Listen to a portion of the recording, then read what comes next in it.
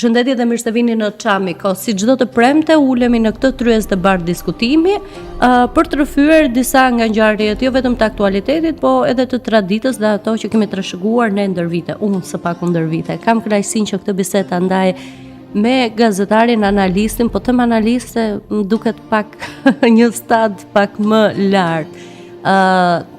Me një përvojë shumë gjatë në periodikët e gazetave shtypit shkruar dikur, edhe sot një zë i rëndësishëm në median vizive, si thuash. Dhe bashku takuam vetëm pak ditë më parë ose së paku takohemi her pas here edhe në këto dalje televizive, në një nga këto dalje televizive në A2-sien në televizionin ku unë punoj. Më ka bërë shumë përshtypje edhe përballja juaj edhe analiza juaj në lidhje me vizitën e Dendias. Të falenderoj një herë që u bëre pjesë e Çamikos edhe që e pranove ftesën për të diskutuar bashkë. Mirë se erdhe. Faleminderit, është kënaqësi. E kam ndjekur atë ecurinë e podcastit tuaj dhe kam parë edhe suksesin viral të bisedave të bashme me Raimond Sejkom, cilën madje biseda juaj është më e suksesshme se dokumentarin që kisha bërë unë. Po ju e nxorët më herët se sa unë. Në këtë moshë, me këtë eksperiencë që kam në si një lloj aktivisti i çështjes kombëtare, qoftë në role institucionale si këshilltar i presidentit të Shqipërisë në vitet 90, qoftë edhe si këshilltar, si konsulent rajonal, domethënë na duhet të dialogojmë që idetë tona ti bëjmë publike në forume, si thosh, ku na dëgjojnë, për shembull siç është ky. Kjo është arsye pse pranova edhe një ditë si kjo, domethënë. Faleminderit shumë. Për respektin personal, respektin ndaj jush. Faleminderit. Unë e njoh vlerësimin pavarësisht se kemi gjithmonë këto diskutimet midis nesh, ndonjëherë edhe me mendime të kundërta. Po njëkohësisht nuk e heq absolutisht asnjë presje dhe asnjë merit ose një fjali ndoshta të shkruar në kontributin që mund të keni ju edhe në lidhje me çështjet Çama apo me bisedimet që duhet ketë Shqipëria me Greqinë, si dy shtete fshinje që duan të ndërtojnë një raport të mirë, po që në të njëjtën kohë janë në pozitat ku dikush mund tund kartën e antarësimit në Bashkimin Evropian, ndërsa dikush tjetër do të trajtojë çështje të tjera, ndoshta të mbetura peng nga historia. E nisa me kontributin tuaj sepse e di që nuk është sot ky diskutim dhe ju nuk keni diskutuar për këto çështje të nxehta siç është Çamëria sot. E keni bërë shumë më herët, që me krijimin e partisë, që me si thua ndoshta hapat e parë të shoqatës, e keni ndjekur në përgjithësi aktivitetin e Çamëve ose shqiptarëve të Çamërisë kundrejt këtij diskutimi që bëhet edhe në tryeza zyrtare. Pa kaluar ke vizita e Dendias, si të janë dukur këto 30 vite tranzicion në këndvështrimin e diskutimit edhe diskursit publik që është bërë, qoftë nga ana jon, qoftë nga ana e fshinjët tonë? Po për disa aspekte është një veprimtari pozitive. Brenda bashkësisë së gjithë shqiptarëve që janë përzënë nga Greqia në valë të ndryshme në historinë e shekullit 20, po nisën shqiptarët e përzënë mbas luftës parë botërore, me cilë sigurisht ka dhe Çam.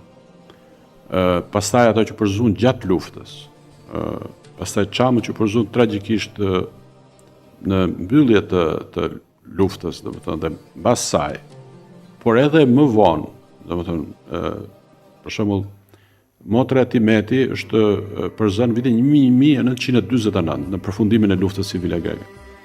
Brenda këtij komuniteti, pra, që është kaq i madh, që mund të jetë i rendit të qindra mijëve, ndoshta edhe 1 milioni, me pasardhësit e tyre, komuniteti Çam ka ruajtur të fortë sensin e përkatësisë.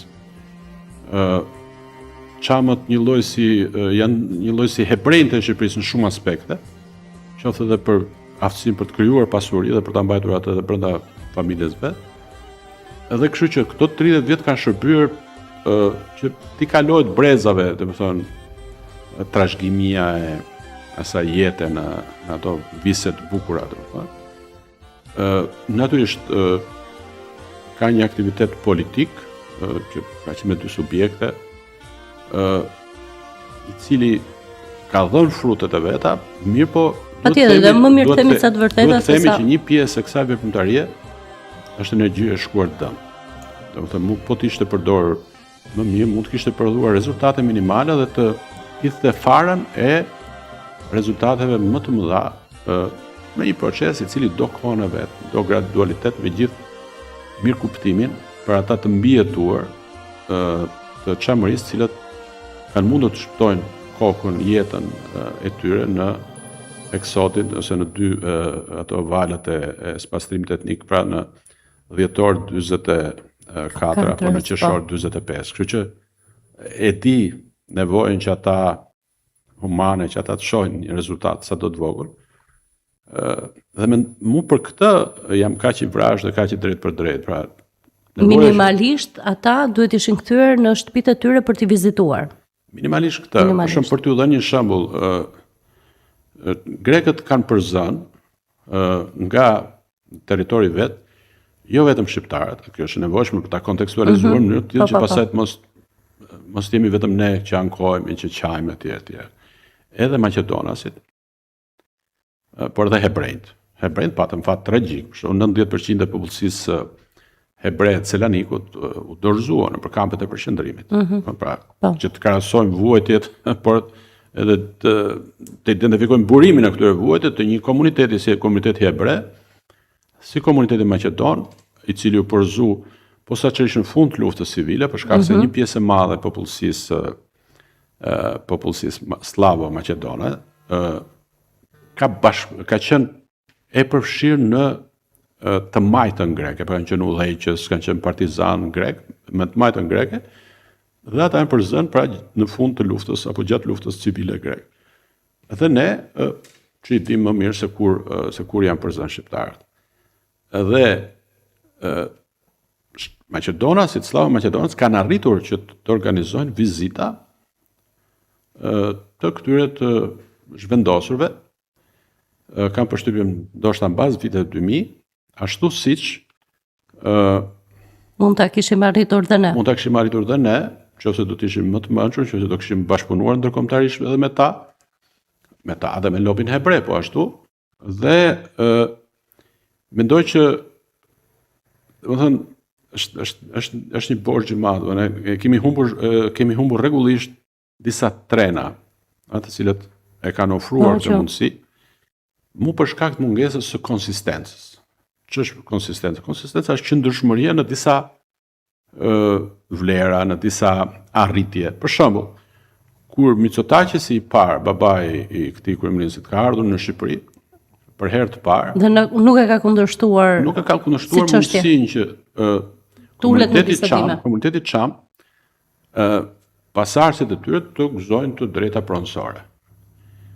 Dhe gradualisht në komunikimin ton diplomatik me Greqinë, ndërkohë që ky premtim publik ose premtim diplomatik është i regjistruar, është mjafton që është artikuluar. Është i artikuluar. Ne nuk e kemi mbrojtur këtë si arritje dhe pastaj mbi të arrinim diçka tjetër. Po sigurisht. Por kemi shkuar në pikën që Greqia, veçanërisht me dobësimin e Shqipërisë në 1997, ka thënë çfarë kemi premtuar u fshin. Nuk ju konsiderojmë një gazetar grek me cilin unë kam dialoguar. Dhe në fakt nuk është si thua e pa drejtë, thua që shansin ja dam, po nuk ditën ta shfrytëzohet. Thot ai gazetari grek Tasos Teloglu që është i angazhuar.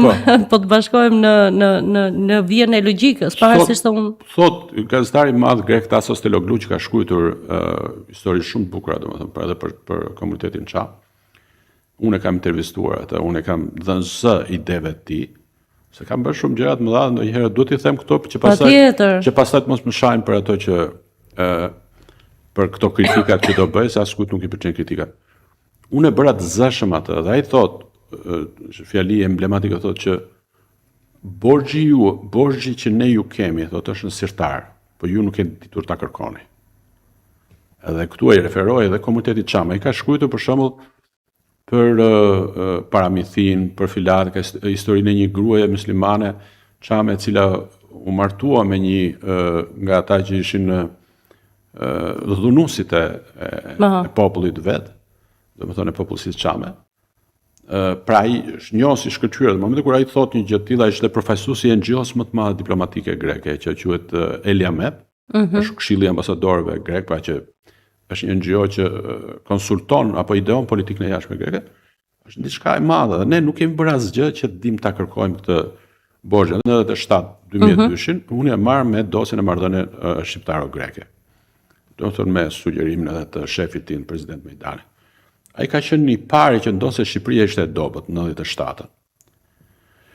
Me njëherë pas firmosjes traktatit miqësisë në 96 mes dy vende, i cili e ka ngritur natyrisht në një gjumë më të butë. Imagjinoni Shqipëria dal në korrik gusht 97-s, e dal nga ajo konflikti, po themi, se s'dim si ta quajmë civil, ndonse si ishte civil, pa turbullirat e 97-të, shteti shkatruar, ushtria shkatruar, i cili megjithatë kishte marrë me vete Sabri Godën e ndjerë dhe që në takimet me Greqinë tha që ekziston një problem i drejtave njerëzore të shqiptarëve në Greqi. Pra, ky është termi që ai guxoi ta thoshte për të ruajtur vimësinë me ato që ishin kërkuar përpara. Dhe unë jam marrë me këto çështje posaçërisht me ligjin e luftës. Në 2000 presidenti Mejdani e ngriti çështjen e ligjit të luftës në OKB, që është maksimumi i sensibilizimit të një shteti për politikën e shtetit tjetër. Dhe pastaj në 2006 unë kam bërë një libër i cili ishte tema ime e masër në Universitetin Italian, që lidhet me marrëdhënien shqiptaro-greke me ligjin e luftës. Pse përmend këtë pjesë? Sepse çka ka ndodhur? Po shoh këtu shumë libra. Gjithë këto janë mrekulli, domethënë janë dëshmi e dëshirës e dashurisë që kanë bite shqipe, bite çamërisë për çamërim, për çamikon etj. Po këto janë shqip. Këto nuk i flasim botës. Ne nuk kemi ditur të flasim botës. Ne nuk kemi ditur vërtetën tonë ta bëjmë të vërtet universale. Grekët kanë ditur ta bëjnë. Grekët kanë financuar rregullisht nëpërmjet diasporës vet katedra të helenizmit në universitetet më të mira të botës. Cambridge, Oxford, Harvard. Ata e financojnë mbajtjen e hapur të asaj katedre, ndonse atje shkojnë pak studentë në mënyrë të tillë që të formulojnë një të vërtet greke që ta bëjnë atë të vërtetën greke të vërtetën universale. Ndërkohë që ne nuk e kemi bërë atë. Unë në të voglën time, në përmasat e mia të vogla, e kam bërë. Për shembull, unë e kam nxitur me gjas, do të ndodh brenda këtij viti një konferencë për herë të parë. Akademia jonë merret me këtë problem, po do të vinë dhe grek dhe profesor grek. Ato unë i kam identifikuar të profesor grek se mungon dialogu akademik ndërakademik. Pra të vërtetat e tragjike apo dhe perspektivat e zgjidhjes, sa kohë që ngelen vetëm brenda qypit ton kombëtar, nuk kanë asnjë vlerë, domethënë. Pa diskutim, edhe unë besoj që intelektualët ose historianët që ndoshta nuk janë të përfshirë emocionalisht në këtë situatë, do të bënin mirë të krijonin këtë tryez diskutimi për të kuptuar në një farë mënyre edhe si e sheh një shqiptar jo çam, pra këtë histori, edhe se si e rrëfejnë përmes dokumenteve. Pra mos jem unë si thua që e vesh me natyrën emocionale. Pra një lloj diskutimi që mund ta bëjnë vetëm intelektualët ose historianët, edhe mund ta sjellin për të avancuar në një farë mënyrë. Janë të jashtëzakonshme. Dhe çfarë kam bërë, se duke treguar atë ecurinë time në profesionale, në farë mënyrë prekim dhe problemet që ka kjo çështja çame. Unë kam ndihmuar në konceptimin e PDU-s. Do të në shkrimin e programit të parë të saj, të statutit, tezave, në formulimin e rezolutës që u dërguan në Parlamentin e Shqipërisë. Për fat mirë atëherë me zotin Idrizin ne ram dakord që PDU-et nuk duhet të ishte një parti me karakter krajnor. Dhe prandaj ajo lançoi, shpalli si qëllimet e veta çështjen shqiptare, zgjidhjen e probleme të mbetura nga lufta e dytë, jo thjesht në Çamëri, por edhe në Kosovë apo gjithjesi. Kjo është qasja ishte ndërkombëtare. Qasja pan-shqiptare është ajo që na mungon. E përsëris deri në mërzik të thënie që president Macron, kur me që jemi tani afër integrimit evropian, i cili e fuqizon Shqipërinë edhe përkundrejt Greqisë, ka thënë kur diskutoi, sepse ne mendoshim të hynim bashkë me Maqedoninë. Dhe dikur ishte sherri Rama Berisha në 2017 dhe thanë ta fusim Maqedonisë, po mbahet peng nga Shqipëria. Tha jo, tha. Unë nuk dua të hidhroj shqiptare që jetojnë 4 shtete dhe janë i kombinancishëm. Ne nuk e përjetojmë, ne nuk e shohim njëri tjetrin, ose nuk funksionojmë si një kombi tërë, siç funksionojnë dhe armiqtë tanë, për shembull, serbët. Nuk tregon kjo, si thua, protesta e gjuhës shqipe një lloj rrëzimi në këndvështrimin tuaj? Absolutisht, ajo është gjëja më e mirë, më e madhe që është duke ndodhur shqiptarëve në Maqedoni. Sepse afirmon, si kudo në Ballkan dhe kudo në Evropë apo në botë, që studentët kur e marrin fatin e tyre në dorë, i zgjidhin. Kjo është arsye pse ai kryeministri Mickovski po jep shenja. Dhe sepse alternativat politike janë konsumuar, duke flirtuar fshehurazi me palën maqedonase, por duke bërë komunikim viktimistik, duke u qarë, se çapo na bën Maqedon. Janë duke na bërë, po mirë, pse janë duke na bërë në momentin kur Maqedonia ka partnerët kryesorë tregtar Shqipërinë dhe Kosovën. Pra ata nuk kanë ku shkojnë, po nuk i shitin prodhimet e tyre agro ushqimore në Shqipëri. Ata e punojnë tokën më shumë se ne. Ne s'kem ku ne si thush furnizohemi për tyre, pa ama jemi partnerët kryesorë tregtar pa cilët s'ka ku shkojnë. Ne sot jemi fuqizuar ndërkombëtarisht. Ne sot kemi 2 shtete quasi de jure, po edhe Kosova de jure është shteti 2 shqiptar. Dhe kemi 30% të popullsisë de jure, por unë mendoj që janë më shumë, po të llogarisëm këtu dhe shqiptarët ortodoks, jemi mbi 50%. Dhe tankojmë se Maqedonët po na bëjnë këtë ose po na bëjnë në momentin kur ne kemi kaq shumë leva që mund të kushtëzojmë Maqedonin. Kjo është qasje e mirë dhe që deri diku kjo qasje bie tre edhe në lidhje me çështjen çame. Domethënë qasja e ankimit vazhdueshëm për diçka që ka ndodhur tragjike, që ka ndodhur para 80 vjetëve, është qasje e gabuar, domethënë është e gabuar brenda kësaj qasje, është edhe ajo që po shikoj se grekët janë sjell keq vetëm me çamë. Nuk është e vërteta. Bile një nga budalliqet që shohën komunikim publik dhe të njerëzve që pretendojnë që kanë kështu sens patriotik është thonë, po shikoj se çështja çame në Greqi, nuk janë vetëm çamë, edhe një herë. Para se të ndodhte largimi i çamëve në fund të luftës së dytë botërore, po them pjesës së fundit të çamëve musliman, sepse unë mendoj që ka dhe çamë ortodoks, apo jo? Po. Të cilët një pjesë e mirë e këtyre baballarëve, një pjesë e tyre që kanë shkruajtur libra, i quheni grek. I quheni grek dhe sot, që është një nga marrrit më të mëdha të këtij komuniteti. I quhen bashkëkombasit e vet, që flisin të njëjtën gjuhë. I quhenin grek, i quajnë grek. Kjo është një nga budalliqet e veta, budalliqet tona kombëtare. Pra bashkëkombasit që ishin të një feje tjetër, luajtja me kartën etnike, kartën fetare, është një nga arsyet se si është një nga aktet të cila na bën të neve të sillemi një lloj si ata. E di pse na kanë përzënë, mbi çfarë preteksti na kanë përzënë gjatë viteve 20. Atë ka qenë fluksi më i madh i përzënies drejt Shqipërisë edhe drejt Turqisë. Me kartën fetare.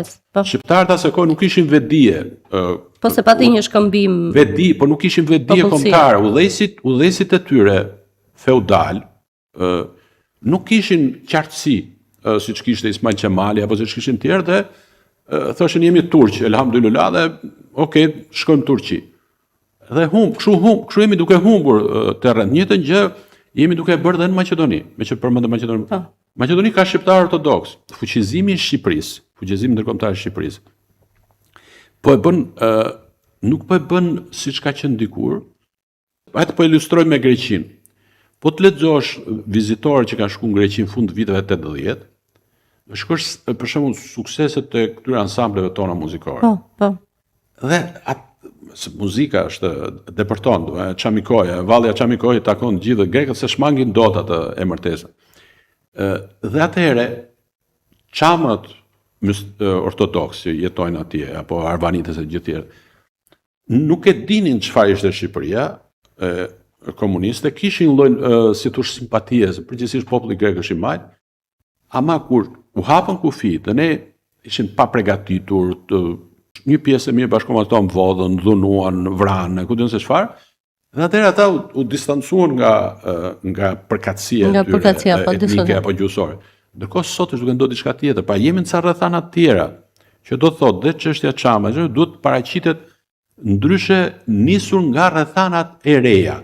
Çfarë duhet? Çfarë duhet bëjmë?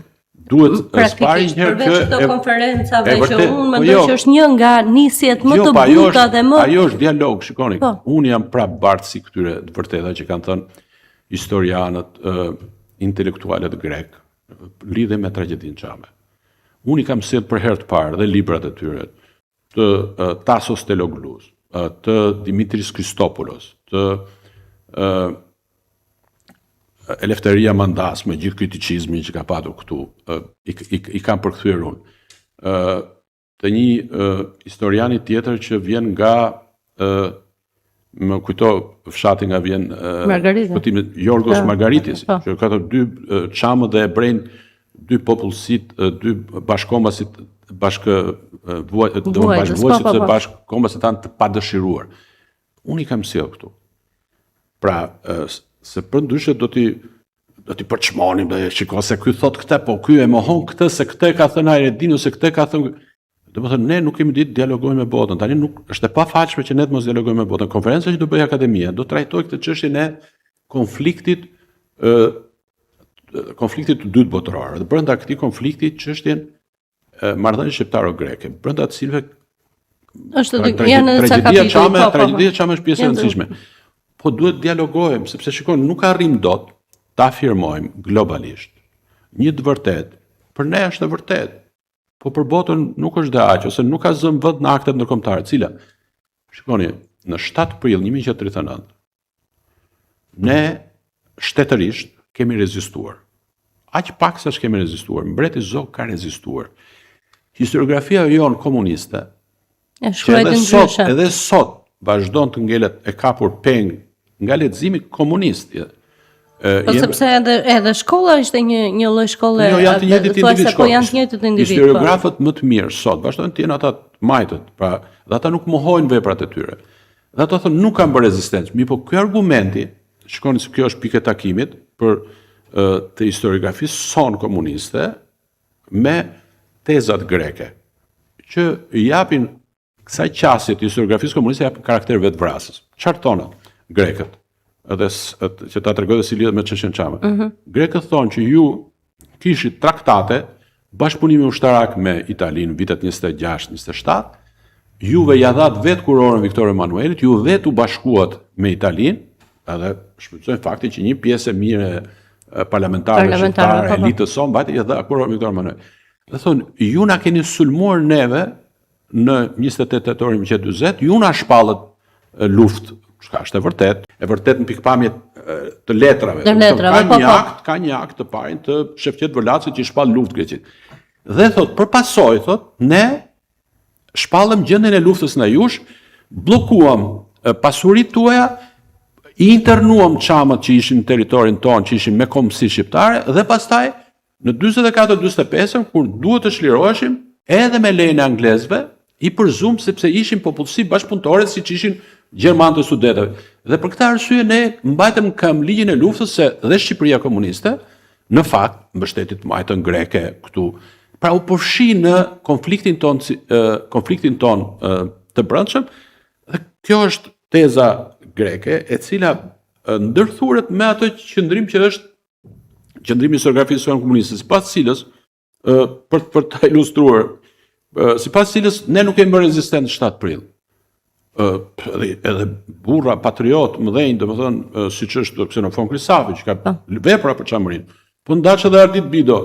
Unë i kam ftuar në emision, dhe kam thënë, të lutem ta trajtojmë edhe një herë të 7 prillin që t'u nxjerr nga ajo paradigma komuniste e mungesës së rezistencës. Dhe thash pa shko, ajo rezistencë simbolike. Ndërkohë kur historiani më i madh perëndimor që merret albanologu më i madh është Bernd Fischer. Bernd Fischer thotë u bë rezistencë. Ambasadori amerikan Hugh Grant thotë u bë rezistencë. Se ligji i luftës, gjendja e luftës, që gjendja e luftës nuk është ende, nuk është në fuqi, por ligji i luftës është, e ka shikuar popullsinë Çame, që kishte shtetësi greke, si popullsi potencialisht bashkëpunëtore. Pra, madje sulmi italian mbi Greqinë u bë me pretekstin e vrasjes Davut Hoxhës. Kam 2 pyetje unë. Në momentin kur hiqet ligji i luftës me Italinë, pse nuk duhet hiqet ligji i luftës me Shqipërinë? Dhe në momentin që ky ligj lufte nuk është hequr në atë periudhë, çfarë kuptimi ka që një traktat miqësie të funksionojë në të njëjtën kohë me Shqipërinë e sotme edhe me ligjin e njëkohësisht, pra paralelisht edhe me ligjin e luftës. Jemi miq apo armiq? Keni shumë drejt ju, pyetjet që i bëni janë tamam edhe skolareske në kuptimin shkencore dhe nuk janë shpjeguar sa duhet. Domethënë, e vërteta është që grekët thonë që njëjtë si bë me Italinë, heqjen E ligjit luftës dhe përpasoi traktat paqeje, ku u sankcionuan detyrimet e palëve për dëmshpërblime etj. Njëjtë dhe Shqipëria duhet të pranonte këtë. Shqipëria nuk kishte si ta pranonte, se Shqipëria nuk e kishte sulmuar Greqinë. Po Enver Hoxha në konferencën e paqes Parisit me Italinë që vitet 45-47, ku trajtua çështja e konfliktit shqiptaro-grek, në vend të thotë që paraardhësi i mbreti ju ka i është kundërvën italianëve, po. janë vrarë 200 italianë në rastin minimal dhe 400 në rastin po themi më konfliktualitet më të lartë, u vran Durrës, u vran Shëngjin, u vran Sarand apo Vlorë.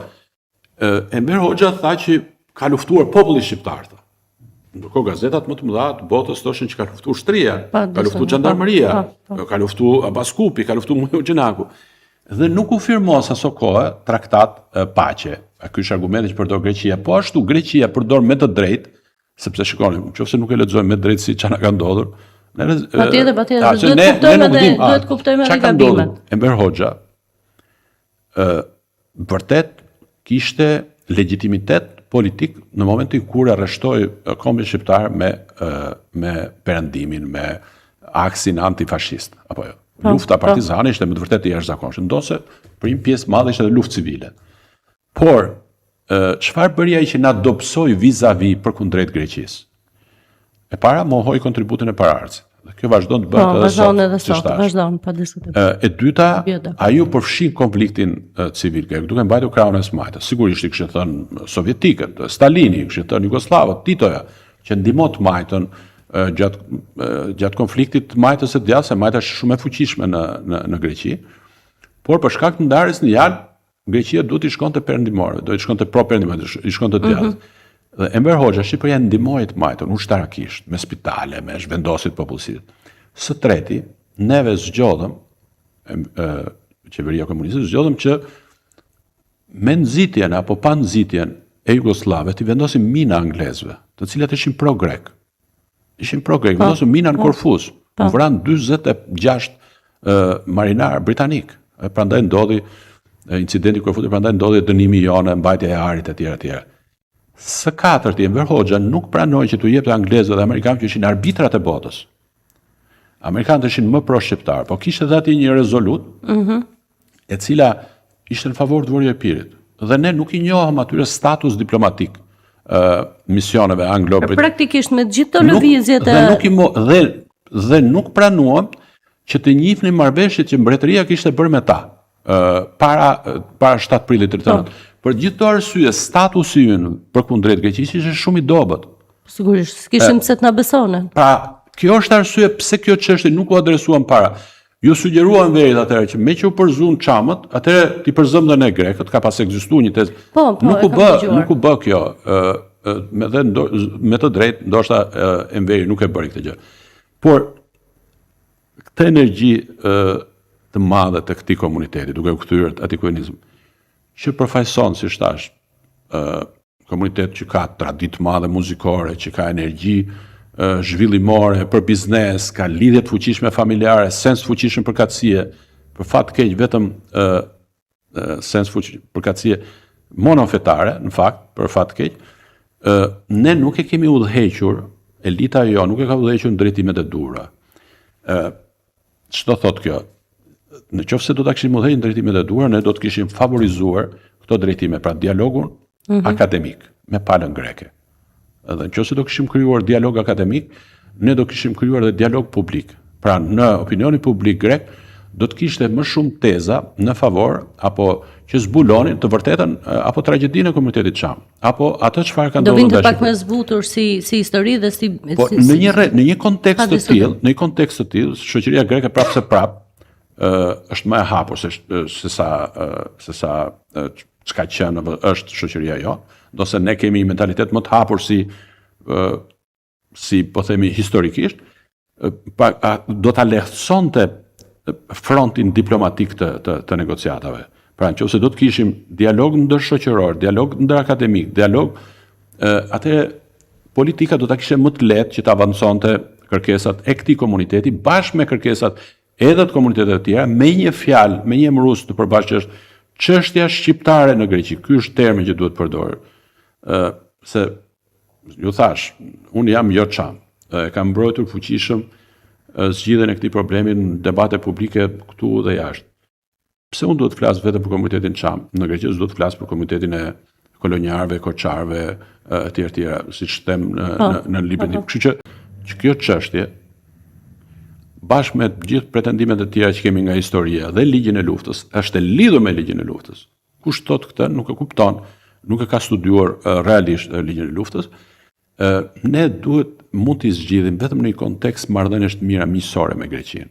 Kjo mund të ndodh vetëm me institucionet politike, pra e duhet jo, të gjitha bashkë. Të gjitha bashkë. Duhet të jenë të gjitha bashkë, dhe biznesi, dhe akademia, edhe shoqëria, dhe shkëmbimet.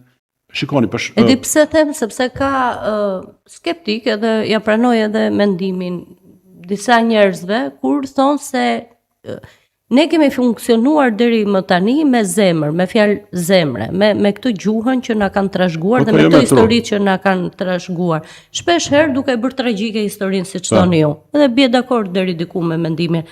Por ama nuk vijnë zgjidhjet vetëm nga ana e si thua shoqatave, fondacioneve e atyre njerëzve që e duan me zemër edhe që e bëjnë çdo ditë të punë. Pra nuk vjen zgjidhja nga unë. Unë mund të shtroj diskutime dhe mund të sjell mendime se si mund të qasemi drejt kësaj situate.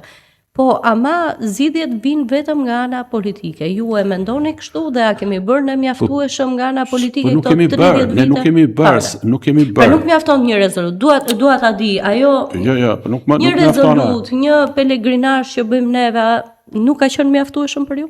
Po t'ishte mjaftueshëm, do kishim bërë ndonjë gjë. Patjetër. A qoftë paktën të shkonin autobusët e atyre mbijetuarve që kanë ikur. Gjyshja ime të mos viste pa shkuar në shtëpinë vet. Nuk ka e të vërtetat tona, po e them fare shkurt. Vërtetat tona, të këtyre libra, të këtyre mendimtarë kanë ngelur të vërteta brenda shqiptare, jo me karakter ndërkombëtar. Së dyti, ne nuk kemi bashkëpunuar, nuk kemi dialoguar me shoqërinë greke, me shtetin grek. Së treti, ne nuk kemi krijuar frontin e domosdoshëm ndërkombëtar. Së katërti, ne nuk kemi krijuar ekspertizë ndërkombëtare. Për shembull, unë kam punuar bashkë me zotin Idrizi atëherë me një pjesë mirë këtyre juristëve që në fillim mbrojtën Fatmir Limajn, njëri prej tyre pasaj që ishte në Kongresin e PDU-s u bë sot prokurori i përgjithshëm Karim Khan, që si ta trajtonim ndërkombëtarisht. Ai ka ardhur dhe në universitetin UKUET-ja, e di e mbaj mend kam qenë pjesë e saj. Ka marrë honoris causa, sigurisht. Po, honoris causa. Pra, edhe front, domethënë juridik, sepse duhet të bësh interesuar lojtarë të cilët edhe në rrafshin juridik se ka një përbërëse të fuqishme juridike. Shkoni, rivendikimet tona pronësore ndaj Greqisë janë të rendit të 10 miliardëve. Kush tani po e lejoj vetes ndose jemi për ditë kështu feste fetare. Kush nga budallënt thotë që ne s'mund ta trajtojmë çështjen Çame si problem të drejtash pronësore, është budalla, domethënë se në momentin kur ti realizon të drejtën pronësore, ti realizon drejtën e rikthimit. Por realizon drejtën e rikthimit, automatikisht ti ke gjithë të drejtat e tjera. Në momentin kur të njihet prona, edhe gëzimin saj, sipas konventit ndërkombëtar, ti rifiton gjithë drejtat e tjera. Po kjo nuk bëhet duke menduar që mund ta kërcënosh Greqinë. Nuk bëhet as individualisht. Ka patur një moment, për shembull, në cilën grekët po dukeshin më të gatshëm që ta zgjidhnin, ose të jep një farë zgjidhje minimaliste këtij problemi që ka qenë kur ka qenë majta greke në pushtetit Siprasit. Dhe ka qenë një protestë që unë mendoj ishte totalisht e gabuar. Do të thonë e PDU-s, ku ishte takimi Kocijas Bushati. Pse them, e majta greke ka traditë e marrëdhënie të mira, ish partizanëve, ish komunistëve, shqiptarëve, dhe ajo donte që ta zgjidhte këtë problem. Atëherë Greqia është më dobë ndërkombëtarisht se kurrë. Dhe në atë moment ata filluan që diskutonin edhe për çamët që kanë ardhur këtu, çamët pozitiv, çamët që kanë luftuar. Pra filloi të diskutoj, të pranoj ekzistenca e çështjes çame. Shfaqja e një grupi protestues në një seli diplomatike ku negocioi, në të gjithë po themi literaturën diplomatike konsiderohet si kërcënim, si presion. Dhe kjo është arsyeja që po atë ditë, Kocias ka shkuar në Greqi dhe ka thënë, çfarë mendojnë shqiptarët se mund të kërcënojnë ta një shtet antar të NATO-s me 10 milion, që ka ushtri të fuqishme, filloi të numëronte armët që kishte. Dhe ai e bëri këtë për shkak të presionit që kishte. Jo, ai kishte edhe presion, atë kishin aleatë të djathtë. Pra, e humbëm atë momentumin. Sot kemi ardhur, është një qeveri e djathtë. Qeveri e djathtë greke, e cila është ndikuar fuqimisht nga faktori kishtar, nga segmentet e djathta të shtetit, deep state-it grek, që janë shërbimet sekrete, që është diplomacia, që është ushtria, që është policia, të cilat nuk duan që të bëjnë koncesione ndaj Shqipërisë. Sado që plani ekonomik mund t'i nxjisë që normalizohen marrëdhëniet. Jemi megjithatë, se nuk janë krejt gjërat zi, jemi në një moment të fuqisë sonë ndërkombëtare, si shtet, si kom. Potencialisht kemi fuqi të jashtëzakonshme këtu. Mendon që nuk duhet ndihemi inferior, nuk kemi për të ulur të barabartë në një tyrezë diskutimi. S'duhet ndiheshim kurrë, por ky është një momenti. E vërteta është që ne jemi ndier inferior si shtet, ose ne kemi bërtitur brenda qypit, dhe nuk na ka dëgjuar askush. Do thotë brenda qypit. Kemi bërtitur nëpër mediat tona, nëpër sheshet tona, por jo aty ku duhet dhe jo në forma inteligjente. Jo duke bërë diplomaci, jo duke bashkëpunuar me ato komunitete që kanë fatet ngjashme, shumë me Maqedonasit, me hebrejt. Po pse është momenti mirë? Shqipëria e sotme, për arsye gjeopolitike, rreshtimit me Perëndimin, nuk ka aset më të madh gjeopolitik. Miqësia me Shtetet e Bashkuara të Amerikës, me afrimi me Francën. Nuk ka aset më të madh gjeopolitik tonin, se sa që është rreshtimi ynë si opinion publik, si popull me Perëndimin, edhe me Izraelin po doni. Një nga, si thush, ato karta që luajnë armiqtë tanë, rivalët tanë shtet në rajon, është në nxjisë që pjesë të popullsisë tonë të rreshtojnë me Palestinën kundër Izraelit. Ndërkohë kur lobi izraelit ka vendosur, lobi hebrej ka vendosur çlirimin e Kosovës. Etj. Por ne jemi humanisht, jemi kemi empati për vuajtjet e popullit izraelit, palestinez, por ama ne nuk mund të rreshtojmë ndërkombëtarisht kundër Izraelit apo kundër Shtetet Bashkuara të Amerikës. Po kemi se si jemi mosmirnjohës në përgjithësi në po jo, pse ne humbim fuqinë tonë, Edhe nuk e kemi treguar si popull këtë, kemi qenë kurrë mosmirnjohës.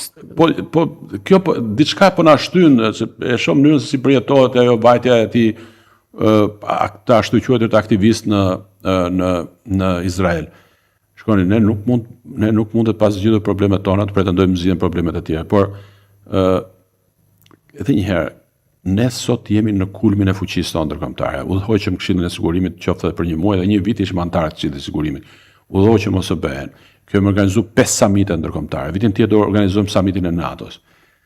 Samite ndërkombëtare të Bashkimit Evropian, Bashkimi Evropian plus Ballkan, pastaj gjithë komuniteti politik evropian. Dhe kemi treguar fuqi të madhe ndërkombëtare. Na pengon pak Kosova me atë qasjen e vet, klasa politike, jo thjesht kjo parti që është pushtet, por ama nëse ne e projektojmë fuqinë tonë rajonalisht dhe ndërkombëtarisht në mënyrë inteligjente, të dimë çfarë të flasim. Ne mundet edhe me Greqinë të zgjidhim një pjesë të problem. Pse? Që Greqia sot me krejt ndryshe nga çfarë thon këta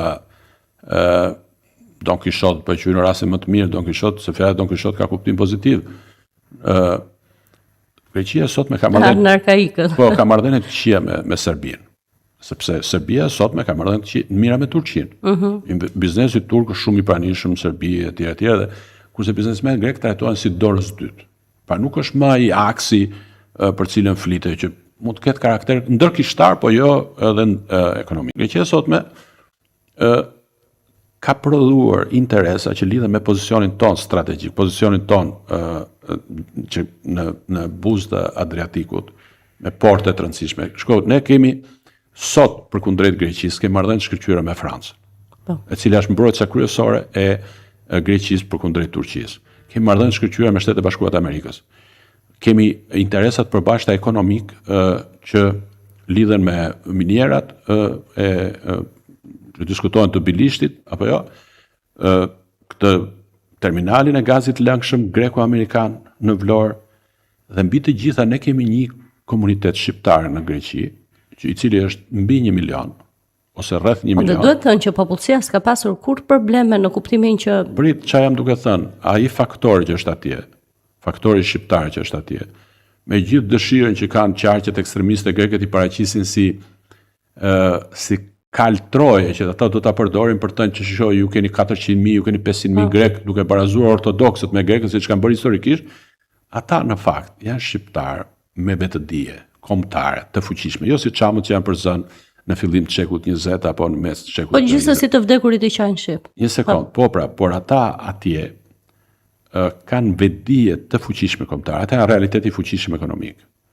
Në bankat greke ata kanë mbi 15 miliardë euro të depozituara. Kjo është arsye pse ata kundërshtojnë të ligjin e amnistisë fiskale që do lejonte ardhin e këtyre kapitaleve. Ata janë faktorë elektorale. Ata mund të përcaktojnë se kush do fitojë zgjedhjet në një bashki të vogël apo të mesme apo të madhe të Greqisë. Kjo është arsye pse Ramën e lejuan që të shkonte të fliste për historinë të tubimet e fundit në Selanik dhe në Athinë. Pra ne nuk jemi më aq të dobët. Dhe në një kontekst si ky, edhe çështja çame apo edhe çështje tjera mund të zgjidhen ndryshe, po brenda fuqisë sonë, dhe më në fund, shkoni edhe me fola për Kosovën. Kosova ka për shkak të problemit që ka me integrimin e saj ndërkombëtar, ka interese që divergjojnë pak nga ato tonat. Pra ata të interesuar me çdo kush që të kenë njohjen greke. Patjetër, patën njohjen greke kanë dhe njohjen kipriote. Megjithëse edhe atje serbët ose përpiqen nxisin kështu gjëra, thon po shikoj se shoqata çamëria në Kosovë, në gjithë tjera, domethënë sigurisht përpiqen të hedhin pak piper situatës. Me bë pikante. Është emocionuese ajo që kosovarët kanë shumë empati për atë që ka ndodhur. Por ne nuk duhet të bëjmë atë që duan armiqtë tanë, serbët, që të prishim marrëdhëniet me Greqinë, Kosova të prishim marrëdhëniet me Greqinë, sepse Greqia i duhet, edhe për shkak të raportit me Shqipërinë, i duhet Kosovës. Patjetër. Dhe Kosova e ka humbur në fakt momentumin që Greqia ta njihte. Kur Greqia i ka propozuar, gazi është çështja më e rëndësishme sot, që lidh kombin shqiptar me kombin grek. Greqia ka propozuar Kosovës fillim vitit 2020 që ndërtonte një tub gazsjellsi nga Shkupi në Prishtinë dhe pastaj nga Prishtina drejt Serbisë për gazin amerikan që vinte nga Amerika në Aleksandropolis, shkonte në Shkup, pastaj në Kosova ka refuzuar atë tub gaz, dhe me siguri ka refuzuar dhe njohjen, se nuk është publike, po unë kam bindje absolute që Greqia në atë kohë ka ofruar njohjen. Nuk besoj që ka refuzuar njohjen, por refuzimi i njohjes ka ardhur si pasojë e këtij vendimi ndoshta. Do ta besosh se po ta them unë. Vërtet? Ka refuzuar, sigurisht ka refuzuar tubin e gazit dhe ka humbur njohjen. Po. Kjo po. Jo, kjo është, domethënë askush nuk të jep diçka pa të kërkuar diçka. Pra Greqia aso kohë, se Greqia do të ketë rol kyç në furnizimin me gaz, rol qendror në Ballkan, për furnizimin me gaz dhe për çdo gjë tjetër. Rol që në fakt duhet ta kemi ne. Ne bashkë me Maqedoninë. Ne bashkë me Maqedoninë kemi portet më të rëndësishme. Vlora është më i thellë, më i gjeri, më ekonomiku. Atë rol nuk e kishim kohën e komunizmit, se ne ishim të izoluar, tani ne mund ta luajmë bashkë me Maqedoninë. Rrethana të tilla kemi vepruar gjithmonë me zemër pa tru. Duke prodhuar, megjithatë, duke prodhuar më shumë interesa, në një mënyrë më të themi më të qetë, me aleat e fuqishëm ndërkombëtar, duke bërë të interesuar edhe kompanitë mira juridike ndërkombëtare, edhe mendimin akademik ndërkombëtar, ne mundet të shkojmë tek një zgjidhje të çfarëdo lloji. Shikoni, një pjesë e mirë atyre shtëpive, pronave në territorin e Greqisë, ku kanë jetuar para arsit gjyqët e tu, janë ende bosh. Janë ende bosh, janë pranuara. Pra, nëse do të kishim marrëdhënie të mira, në mënyrë të njëjtë siç ajo zonë do ishte zhvilluar. Grekët mund ta pranonin rikthimin aty. Shkoj, e di çfarë. Edhe atyre do u bënte. E di çfarë duke ndodhur në Greqi sot. Një pjesë e mirë e shqiptarëve të Greqisë, pra të këtyre 1 milionëve, janë duke shkuar me kartat greke, janë duke shkuar në Bashkimin Evropian, duke braktisur Greqinë për shkak të rrogave të ulta. Dhe Greqia po mbushet me afrikanë. Janë duke qarë për shqiptarët. E kuptoni? Janë duke qarë për shqiptarët. Po. Pra, shikoni se sa të rëndësishëm janë shqiptarët në Greqi. Pa folur që është duke ndodhur diçka tjetër në Greqi, që një lloj ndërthurje, ndikimi kulturor i Shqipërisë në Greqi. Noizi është një figurë popullore të rinia greke, me ato këngët që ka bërë me reperët grek. Fëmijët grek që janë me fëmijë shqiptarë në shkolla, janë duke sharë shqip. Janë duke përdorur slengun shqiptar. Dhe për t'ju dhënë një shembull në Parga, me këtë jo, do ta hedh poshtë edhe Konstantinos Argjirosi është shumë i njohur këtu. Sigurisht. Jo, po shkëmbimi. Që ne kemi pat ndikim kulturor, muzikor të hershëm apo aktual, kjo dihet. Po ne nuk e dim, ose unë nuk e dinja, do të thonë që Noizi ishte figurë popullore, si ka kënduar. Shumë. E tashti, për t'ju dhënë shembullin pse ne kemi karta të tjera, ju sjell shembullin e Pargës, në cilën unë kam shkuar para një 10 vjetësh tek një çam ortodoks. Dhe nuk flitej ai shumë shqip. Nuk flitej ai shumë shqip. Shkon sot? Po prit, po tani si duhet luajtur me ta. Sot në 2024, që ta dish, ishin rumunët vizitorët e parë, turistët e parë për nga etnia, për nga kombi, dhe shqiptarët ishin dytët, Kosovës, Maqedonia. Në 2025 shqiptarët ishin të parët. Dhe përpasoj ku do flitej shqip. Unë imagjinoj që në këto rrethana loja do të jetë tjetër. Loja nuk do ta përcaktojnë më gjyshrit, autorët e këtyre libra, por niprit e tyre. Niprit e tyre do ta bëjnë me instrumenta të tjera. Ta çojnë amanetin e të parëve me amanetet me rrugë të tjera. Inteligjente, bashkëpunuese, diplomatike, akademike, biznesore. Kjo është plotësisht dakord. Pa haruar gjuhën e zemrës, po sigurisht duke përdorur edhe mendjen shumë. Jeni një njohës shumë i mirë edhe i zhvillimeve politike për shumë vite në Maqedoninë e Veriut. Edhe po e bëj ftesën kështu publike që je i mirëpritur sigurisht në çam kohë edhe për të diskutuar për këtë çështje, se është shumë e rëndësishme për të gjithë identitetin tonë mbar kombëtar. Po flasim një të gjuhë. Të falenderoj vërtet shumë. Edhe për mua është kënaqësi. Faleminderit edhe të gjithë ata që na kanë ndjekur në çam kohë edhe këtë të premte. Rikthehemi të premten tjetër në orën 20:00. Mirupafshim.